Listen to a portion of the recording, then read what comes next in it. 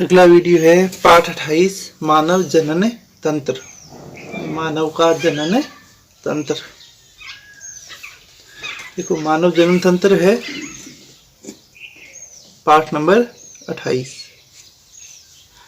तो सबसे पहले जनन। जनन किसे कहते हैं? जीवों के द्वारा संतान उत्पन्न करने की क्षमता है या संतान उत्पन्न करने की जो प्रक्रिया है उसे ही जनन कहते हैं, या अपने समान जीवों को उत्पन्न करने की क्रिया है वो जनन कहलाती है। जीवों के द्वारा अपने ही समान संतति उत्पन्न करने की क्रिया को जनन कहते हैं, ठीक है, या जीवों द्वारा संतान उत्पन्न करने की क्षमता या प्रक्रिया को जनन कहते हैं। तो मानव जनन तंत्र। अब देखो जनन की परिभाषा। जीवों में संतान उत्पन्न करने की प्रक्रिया को जनन कहते हैं। जीवों में संतान उत्पन्न करने की प्रक्रिया है, इस प्रक्रिया को जनन कहा जाता है। मनुष्य में लैंगिक जनन पाया जाता है। मनुष्य के अंदर लैंगिक जनन है वो पाया जाता है। मनुष्य में लैंगिक द्विरूपता पाई जाती है। लैंगिक जनन होता है और लैंगिक द्विरूपता पाई जाती है, ठीक है। लैंगिक द्विरूपता का अर्थ होता है मनुष्य के अंदर नर और मादा है वो दोनों अलग अलग होते हैं, ठीक है। ऐसे जीव जिनमें नर जन्नांग और मादा जन्नांग एक ही जीव के अंदर होते हैं उनको उभयलिंगी जीव कहते हैं, और ऐसे जीव जिनमें नर जन्नांग और मादा जन्नांग अलग अलग जीवों में पाए जाते हैं उनको एक लिंगी जीव कहते हैं, ठीक है। जो एक लिंगी जीव है उनमें लैंगिक द्विरूपता है वो पाई जाती है। मानव जनन तंत्र को दो भागों में बांटा गया है। मानव जनन तंत्र है, इसके दो भाग होते हैं। पहला होता है नर जनन तंत्र और दूसरा होता है मादा जनन तंत्र। तो मानव में जनन तंत्र है वो दो भाग होते हैं इसके, नर जनन तंत्र और मादा जनन तंत्र। अब एक नंबर है नर जनन तंत्र। देखो नर जनन तंत्र है। नर जनन तंत्र को तीन भागों में बांटा गया है। नर जनन तंत्र को तीन भागों के अंदर बांटते हैं। पहला भाग होता है प्राथमिक जननांग, फिर सहायक जननांग और तीसरा होता है सहायक ग्रंथियां। प्राथमिक जननांग के रूप में वृषण पाए जाते हैं। प्राथमिक जननांग के रूप में क्या पाए जाते हैं? वृषण। सहायक जननांग के रूप में वृषण कोश, अधिवृषण और शुक्रवाहिनी है ये पाई जाती है। सहायक ग्रंथियां हैं। सहायक ग्रंथियों के रूप में प्रोस्टेट ग्रंथि, काउपर्स ग्रंथि, काउपर्स ग्रंथि, ठीक है। काउपर्स ग्रंथि, ये काउपर्स ग्रंथि आगे लिखा हुआ है, ठीक है। काउपर्स ग्रंथि ये पाई जाती है। अब देखो प्राथमिक जननांग। प्राथमिक जननांग होते हैं वृषण। तो एक नंबर पहली हेडिंग आ गई वृषण। वृषण मनुष्य में एक जोड़ी वृषण पाए जाते हैं। मनुष्य के अंदर एक जोड़ी वृषण होते हैं। ये उदर गुहा से बाहर वृषण कोश में स्थित होते हैं। एक जोड़ी वृषण होते हैं और ये उदर गुहा में बाहर की ओर वृषण कोश के अंदर स्थित होते हैं।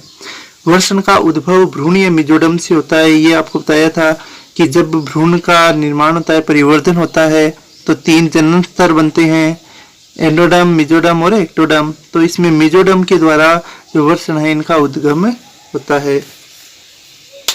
वृषण कोश की भीतरी भित्ति को डायसोड तथा बाहरी भित्ति को वृषणोत्सर्ग कहते हैं। वृषण कोश की दो भित्तियां पाई जाती है। भीतरी जो अंदर वाली भित्ति है वो डायसोड कहलाती है और बाहर वाली भित्ति है वो वृषणोत्सर्ग कहलाती है।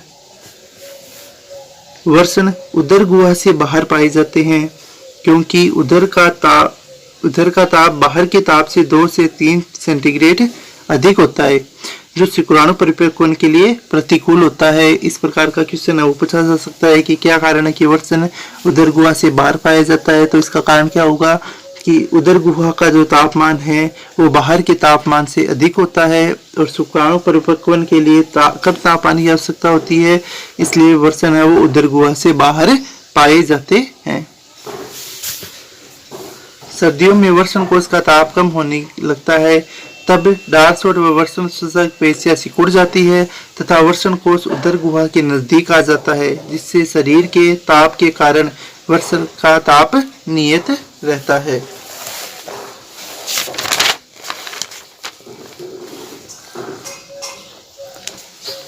वृषण इग्वाइनल नलिका द्वार उदर गुहा से जुड़े रहते हैं। ठीक है। वर्षण है वो इग्वाइनल नलिका के द्वारा उदर गुहा से जुड़े रहते हैं। वर्षण उदर गुहा से एक नलिका द्वारा जुड़ते हैं, इस नलिका का नाम होता है इग्वाइनल नलिका। वर्षण, इसमें वर्षण रज्जु पाया जाता है। वर्षण रज्जु में धमनियां, शिराएं एवं शुक्र वाहिनियां पाए जाते हैं। वर्षण कोश से गुबर्निकुलम झिल्लियों से जुड़े रहते हैं। अब वर्षण है वो वर्षण कोश से गुबर्निकुलम झिल्लियों से जुड़े रहते हैं। तो वर्षण है वो वर्षण कोश से कौन सी झिल्ली से जुड़े रहते हैं? गुबर्निकुलम झिल्ली से वर्षण कोश से जुड़े रहते हैं। अगला पॉइंट है वर्षण की संरचना। तो वर्षण है, वर्षण खोल के द्वारा ढके रहते हैं। इसके चारों ओर 2 आवरण पाए जाते हैं। तो वर्षण है, इसके चारों ओर एक आवरण पाया जाता है। ठीक है, वर्षण के चारों ओर 2 आवरण पाए जाते हैं और ये खोल के द्वारा ढके रहते हैं। अब वर्षण के 2 आवरण कौन कौन से हैं? पहले आवरण का नाम है ट्यूनिका वेंजाइलेसिस। ट्यूनिका वेंजाइलेसिस, ठीक है। ट्यूनिका वेंजाइलेसिस क्या है? यह बाह्य आवरण होता है। ट्यूनिका वेंजाइलेसिस है ये वर्षण का बाह्य आवरण होता है। यह दो पेरिनोनियम स्तरों का बना होता है। यह 2 पेरिनोनियम स्तरों का बना होता आवरण होता है। दूसरा होता है विसरल पेरिटोनियम और पेराइटल, यानी जो ट्यूनिका वेंजाइलेसिस है ये बाहर की ओर आवरण पाया जाता है और ये 2 पेरिनोनियम स्तरों का बना होता है। 2 पेरिनोनियम स्तर कौन कौन से हैं? एक तो है विसरल पेरिटोनियम और दूसरा है पेराइटल। ये पेरिटोनियम है, क्या नाम है? पेरिटोनियम स्तर। तो ये 2 पेरिटोनियम स्तरों का बना होता है, विसरल पेरिटोनियम और पेराइटल पेरिटोनियम स्तर। तो वर्षण है, इसके ऊपर 2 आवरण होते हैं। पहले आवरण का नाम होता है ट्यूनिका वेंजाइलेसिस और दूसरा आवरण होता है tunica albuginea. Tunica albuginea. Tunica albuginea क्या होता है? देखो, यह आंतरिक स्तर होता है। वर्षण का आंतरिक स्तर क्या कहलाता है? Tunica albuginea. यह वर्षण के अंदर वलित होकर अनेक पालियों का निर्माण करता है। वर्षण के अंदर वलित होकर अनेक पालियों का निर्माण करता है ट्यूनिका एल्ब्यूजिनिया। मनुष्य के वर्षण में 250 से 300 वर्षण पालियां पाई जाती है। ठीक है, पालियों का निर्माण कौन कर रहा है? Tunica albuginea. और पालियों की संख्या होती है 200 से 300। प्रत्येक पाली में 2 से 3 शुक्रजन नलिकाएं होती है और इन सभी के अंदर 2 से 3 होती है शुक्रजन नलिकाएं। इन शुक्रजन नलिकाओं के चारों ओर एक संयोजी उत्तक तरल के रूप में पाया जाता है, जिसे संयोजी तरल या अंतराली तरल कहते हैं। जो शुक्रजन नलिकाएं हैं, इन नलिकाओं के चारों ओर एक संयोजी उत्तक होता है, वो होता है और यह उत्तक तरल के रूप में होता है। इस उत्तक को संयोजी तरल या अंतराली तरल कहते हैं। इनकी कोशिकाओं को अंतराली कोशिका या लेडिंग सेल कहते हैं। जो इस उत्तक की कोशिकाएं हैं, संयोजी उत्तक की कोशिकाएं हैं, इन उत्तक की कोशिकाओं को अंतराली कोशिका या लेडिंग सेल कहते हैं। इन कोशिकाओं के द्वारा नर हार्मोन टेस्टोस्टेरोन स्रावित किया जाता है। तो जो अंतराली कोशिकाएं हैं, अंतराली कोशिकाओं के द्वारा एक अंतःस्रावी ग्रंथि की तरह कार्य करती है और इनसे एक हार्मोन स्रावित होता है और इस हार्मोन का नाम होता है टेस्टोस्टेरोन। और टेस्टोस्टेरोन को नर जनन हार्मोन कहा जाता है।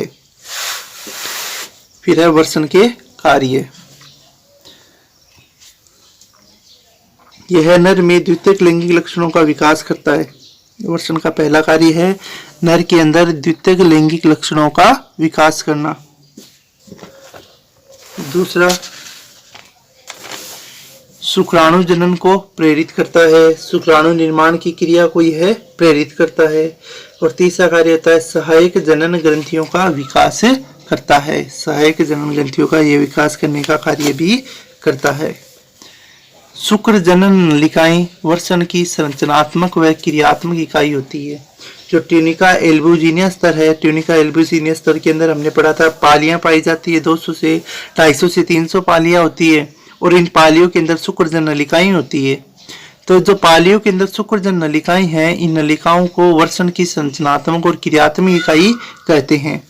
इसमें 2 स्तर पाए जाते हैं। बाहरी स्तर को ट्यूनिका प्रोपेरिया तथा आंतरिक स्तर को उपकला कहते हैं।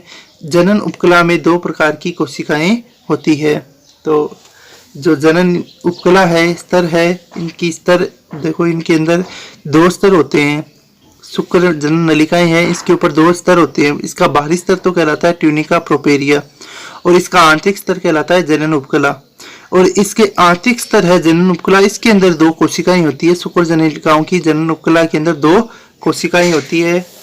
पहली कोशिका का नाम होता है शुक्राणुजन कोशिका और दूसरी कोशिका का नाम होता है सर्टोली कोशिका। शुक्राणुजन कोशिका, ये कोशिकाएं शुक्राणुजनन द्वारा शुक्राणुओं का निर्माण करती है। यानी शुक्रजन नलिकाओं के अंदर जनन उपकला के अंदर जो शुक्राणुजन कोशिकाएं हैं, इन शुक्राणुजन कोशिकाओं से नर युग्मक शुक्राणुओं का निर्माण होता है।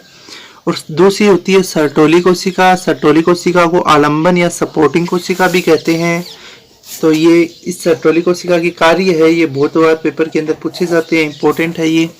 सर्टोली कोशिका के कार्य क्या होता है, देखो, यह शुक्राणुओं को आलंबन, पोषक व सुरक्षा प्रदान करती है। यानी शुक्राणुओं को आलंबन, पोषण और सुरक्षा प्रदान करने का कार्य करती है सर्टोली कोशिकाएं। दूसरा, परिवर्धन के समय शुक्राणु अपने शीर्ष से इन्हीं में धसे रहते हैं। यानी जब शुक्राणुओं का परिवर्धन होता है, उस परिवर्धन के समय शुक्राणु है वो सर्टोली कोशिकाओं के अंदर ही धसे रहते हैं। सर्टोली कोशिका से इनहिबिन हार्मोन स्रावित होता है जो एफएसएच के स्रावन का प्रतिरोध करती है। एफएसएच एक हार्मोन होता है, इसका पूरा नाम होता है follicle stimulating hormone. Follicle stimulating hormone. तो सर्टोली कोशिकाएं क्या करेंगी, इनहिबिन हार्मोन स्रावित करेगी और यह इनहिबिन हार्मोन है वो एफएसएच हार्मोन के स्रावन का प्रतिरोध करता है। इसके अलावा सर्टोली कोशिकाएं हैं, इसके द्वारा एंटी मुलेरियन हार्मोन का स्राव किया भी सर्टोली कोशिकाओं से होता है, जो भ्रूण में मादा जनन के विकास को अवरुद्ध करता है। ठीक है, तो एंटी मुलेरियन हार्मोन है, यह भी सर्टोली कोशिकाओं के द्वारा स्रावित किया जाता है। वृषण की सभी जनन नलिकाएं केंद्र की ओर सीधी रहती है और पृष्ठभाग की ओर जाकर जालनुमा संरचना बनाती है, जिन्हें वर्षक जालक कहते हैं। यानी शुक्र जनन जो नलिकाएं हैं ये बीच में से तो सीधी रहती है, लेकिन जैसे ये ऊपर की ओर जाती है तो वहां पर ये जाल जैसी संरचना बना लेती है, इसे वर्षण जालक कहते हैं। तो इस भाग को क्या कहा जाता है, वर्षण जालक।